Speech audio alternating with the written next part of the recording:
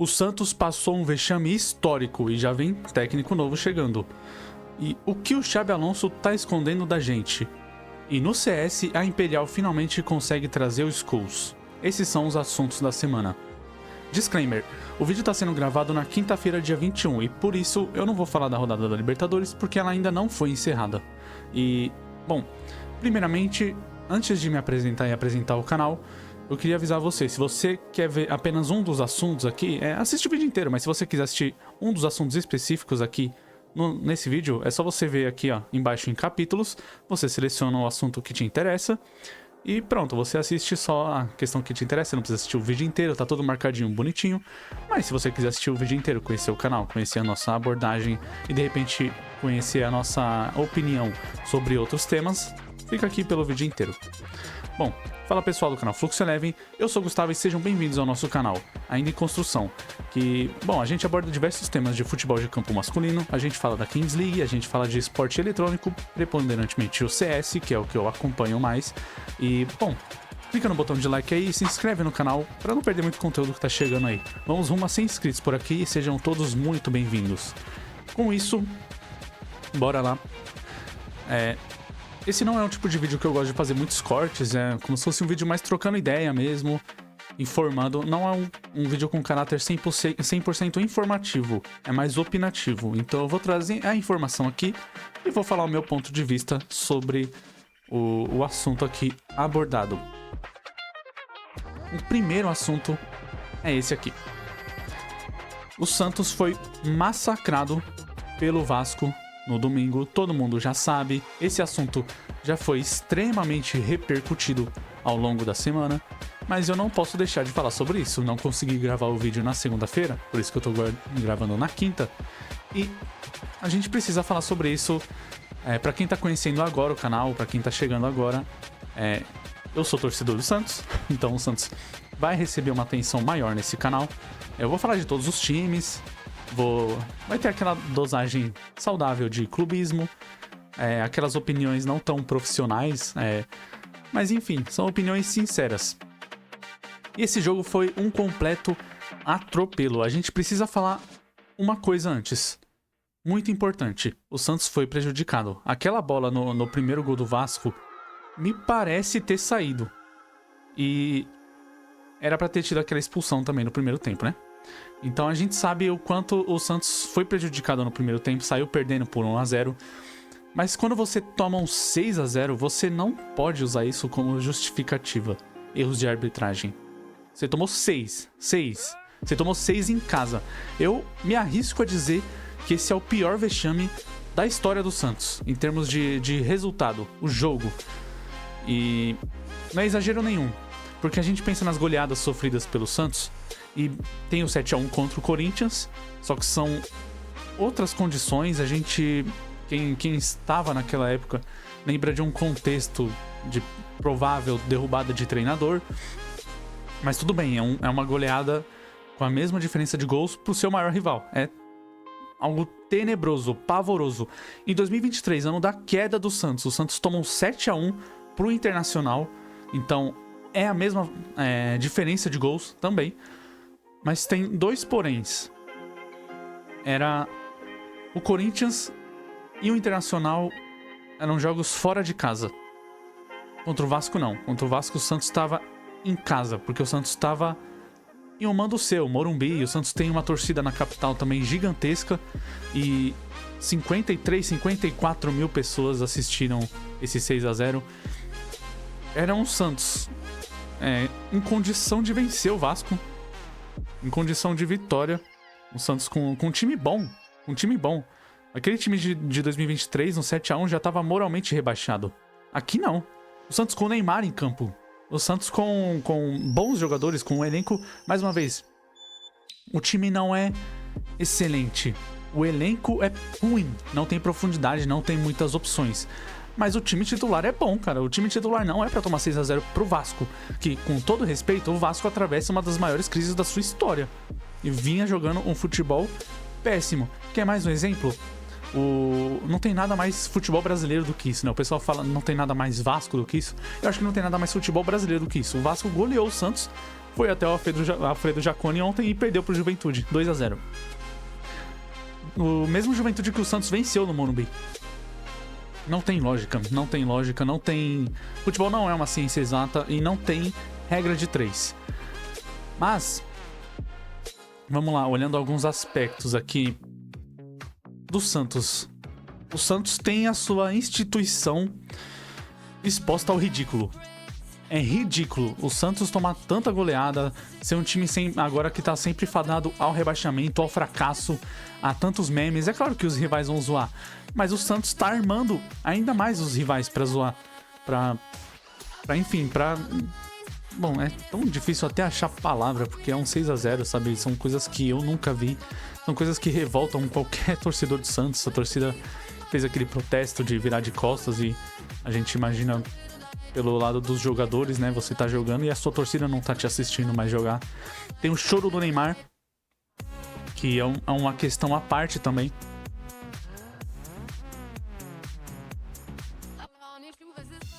Alô, anunciantes, hein? Podia ser a sua garrafa, a sua marca aqui, podia ser a sua marca aqui, podia ser a sua marca aqui, em algum lugar, e você tá perdendo a oportunidade da sua exposição aqui nos nossos canais pro nosso público, que ainda tá em construção, então aproveita que tá barato. Se quiser anunciar, entre em contato com a gente que estamos abertos a negociações. De toda forma, o choro do Neymar. Eu gostei, eu sendo torcedor santista, eu não posso falar que é um absurdo o Neymar chorar. É claro que os rivais vão brincar. Ah lá o Neymar chorando, o Vasco fez o Neymar chorar. Mas tem uma questão. E aí a torcida organizada do Santos criticou o Neymar por ter chorado. Mas me desculpa, vocês preferem o quê? Vocês preferem que o Neymar, quando o jogador perde um jogo, ou toma uma goleada, passa um vexame, qualquer coisa, vocês olham pro campo ou olham pra imagem dele, vocês preferem ver o quê? Vocês querem ver ele sair rindo? Se ele sai rindo de campo, vocês vão falar o quê? Que é desrespeitoso com a instituição, que ele não se importa com o clube. Se vocês veem um jogador saindo com cara de nada, indiferente, vocês vão falar, ah lá, o cara tá com a cabeça em outro lugar, o cara não tá nem se preocupando, não tá nem pensando no jogo. Então, vamos lá, se o cara sai chorando, você fala que é vergonhoso, que ele não pode chorar, que quem tem que chorar são os outros, que quem tem que chorar é a gente. Não tem isso, não tem isso. O Neymar ter chorado em campo mostra o quanto ele sentiu essa derrota, isso é importante. Mostra o quanto ele se importou. Tudo bem que parece um choro muito sobre a carreira dele, né? Tipo, caramba, onde eu vim parar? Olha a situação que eu tô, né? Menos de um ano da Copa do Mundo e tomando 6 pro Vasco e com risco de queda pra Série B. Imagina o Neymar cai pra Série B. Então, isso tudo deve estar passando na cabeça dele, porque, pasmem, o Neymar é um ser humano, com seus acertos, com seus muitos erros, e erros na carreira também, mas a gente não pode ignorar isso. As pessoas esquecem que ele é um ser humano, então eu preciso aqui trazer o óbvio pra vocês. Então, enfim, as lágrimas do menino são completamente válidas e justas, mas é claro que a torcida tem muito mais razão pra chorar do que o Neymar. A torcida pagou o ingresso caro, eu não fui pro jogo porque o ingresso tava um valor absurdo, o valor mais barato, se eu não me engano, era R$170, mas a torcida compareceu em peso, a torcida esgotou a carga de ingressos disponibilizada pra torcida. E viu isso aí que vocês estão vendo na tela, 6-0. Vou falar mais o quê? Não sei como é que vai ser, próximo jogo contra o Bahia vai ser um jogo muito difícil, um jogo sem o Neymar, que tomou um cartão amarelo burro, idiota, imbecil. O cartão amarelo, não o Neymar. E é isso.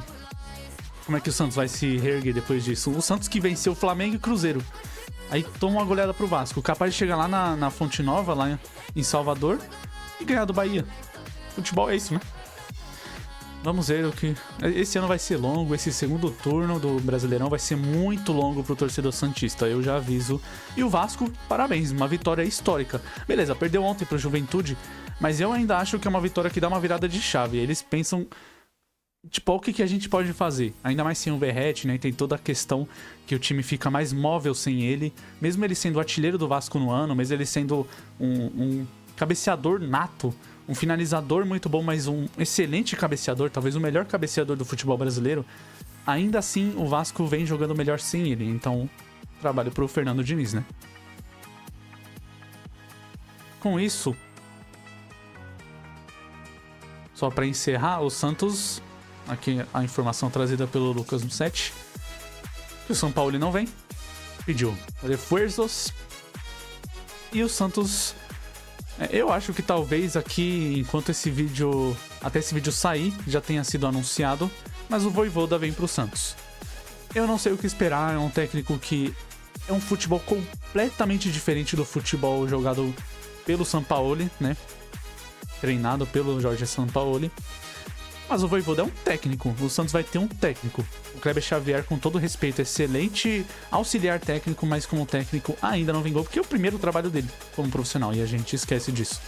Tem muito conhecimento de futebol, mas realmente no Santos não foi. Mas quem que dá certo no Santos hoje em dia, né? Meio difícil. Vamos ver o Vojvoda, é um excelente técnico. É um estilo de jogo que a gente precisa ver se vai encaixar com o Santos, com a mentalidade, com a identidade, melhor dizendo, do Santos e com esses jogadores que o Santos tem, que o Vojvoda vai ter à disposição. Ele é maluco de aceitar esse desafio e de entrar nessa barca, mas quem sabe vai que dá certo. A gente passa aqui pro próximo tema. O que o Xabi Alonso quer esconder da gente? Rodrigo considera a saída pro City aqui. Eu tô pegando as informações da TNT Sports, da redação da TNT Sports. E é o seguinte: o que eu penso sobre o Rodrigo? Eu acho que ele tem que sair. Eu acho que é hora de sair. Não sei se ele tem que forçar uma saída, porque é difícil você querer sair do Real Madrid, né? São poucos os que chegam até o Real Madrid e querem sair do Real Madrid. Eu, particularmente, gostaria de vê-lo no Arsenal, mas o Arsenal tá contratando o Eze. Mas eu não sei, cara. Eu sou muito fã do Rodrigo. Sou santista, né? Mas lá na Inglaterra, o time que eu mais gosto é o Arsenal. Então, eu pessoalmente queria ver esse ataque com Saka, Gyökeres e Rodrigo. Eu tenho uma curiosidade. Mas o Eze é um monstro também. É uma excelente contratação do Arsenal. Atravessando o Tottenham, né? Mas eu não sei. O Manchester City é óbvio que é uma excelente opção, né? O cara vai ser treinado pelo Guardiola. Então, eu quero ver. Mas de toda forma, eu não gosto da ideia do Rodrigo continuar no Real Madrid e virar um banco. Eu não sei o que o Xabi Alonso não tá contando pra gente. Eu não sei, ele sempre fala que é uma questão técnica, opção de jogo, que não é mais questão mental, como era no final da temporada. Mas mesmo assim ele não escala. O Rodrigo treina, o Rodrigo aquece, mas ele não escala o Rodrigo. Ele escala opções um pouco questionáveis. Então eu não consigo entender, e acho que ninguém consegue entender. Todo mundo vai supor alguma coisa, mas ninguém tem a informação do que realmente aconteceu.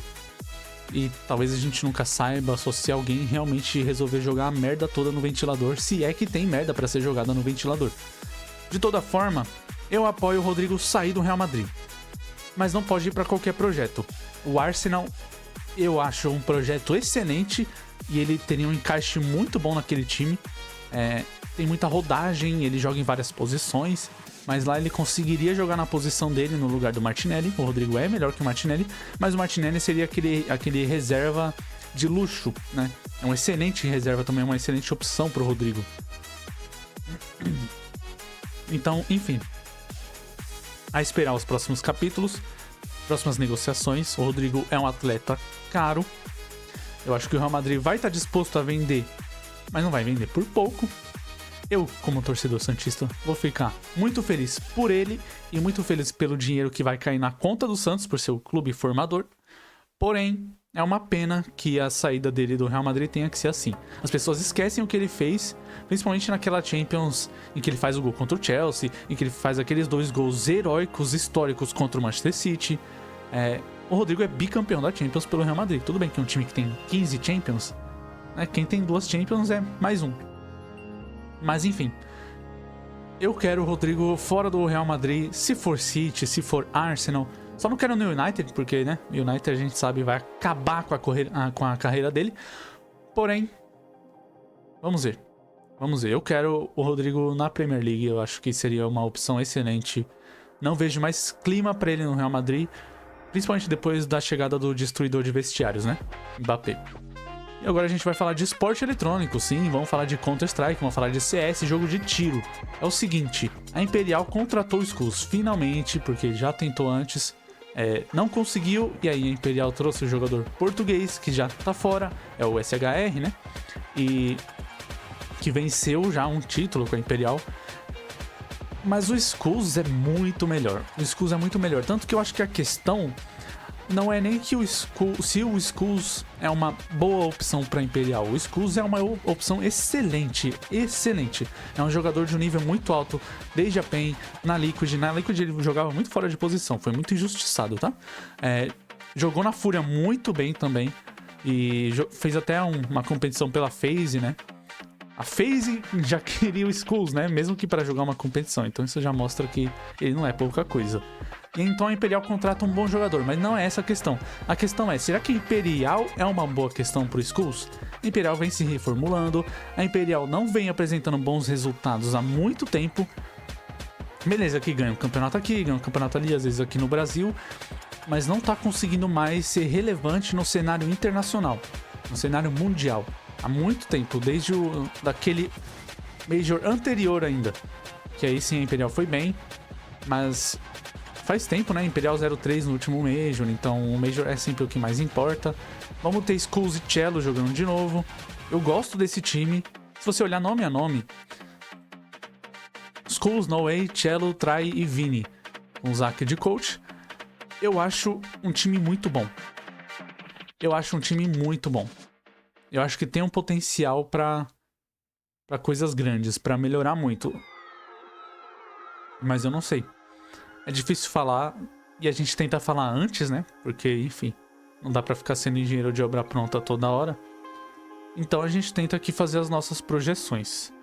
Eu tô muito feliz porque o Skulls vai pra um time. Vai estar em um time, ele precisa estar em algum time. Eu queria muito a volta dele pra PEN, mas a PEN tá fechada ali, aparentemente. Então, de toda forma, que a gente tem as matérias, esqueci até de citar, né, da Dust 2 Brasil, em que ele fala sobre as passagens dele, sobre a FaZe, sobre a Fúria. A saída dele da Fúria foi algo que eu não esperava, mas aí a Fúria melhorou muito, né? E eu espero que o Skulls faça a mesma coisa com o Imperial, que o Skulls melhore essa Imperial que tá precisando de um up, sabe? Às vezes a Imperial ganha as coisas aqui no Brasil, mas a Imperial precisa voltar à relevância fora do Brasil, no cenário mundial, contra as equipes europeias, equipes asiáticas, que vem chegando forte, cada vez mais forte. A The Mongols, a Tier S, né? Não preciso nem falar. Mas a Tyloo, a Ninvision, então, enfim. Eu torço muito pelo Skulls, eu acho um jogador excelente. É um jogador jovem, 23 anos, tem um potencial, assim, gigantesco, que a gente talvez nem tenha noção ainda do tamanho do potencial do Skulls. Então, enfim, eu acho uma contratação excelente, uma contratação, assim, sem muito o que questionar. A grande questão a ser questionada, mais uma vez, é a escolha do Skulls pela Imperial. Tinha coisa melhor? Não tinha? Não que a Imperial seja horrível, né? Mas a Imperial tem essas oscilações aí que podem ser meio problemáticas. Vamos aguardar.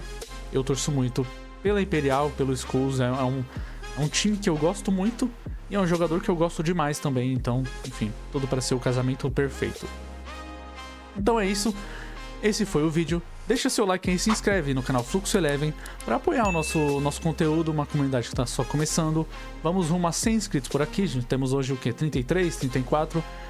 Foi muito boa a repercussão do vídeo que eu fiz da tier list do Brasileirão, do primeiro turno do Brasileirão. Vídeo de tier list é sempre bom a gente estar fazendo, né? As pessoas gostam de assistir e é legal de fazer também, eu faço sempre trocando uma ideia. Mas de toda forma, segue aí os nossos canais em todas as redes sociais. Tem aqui um link pro nosso Linktree, tem todas as nossas redes sociais, a gente tá em todo lugar. E dá aquela força lá, dá aquela moral pra um projeto que tá só começando. Valeu? É isso e até o próximo vídeo.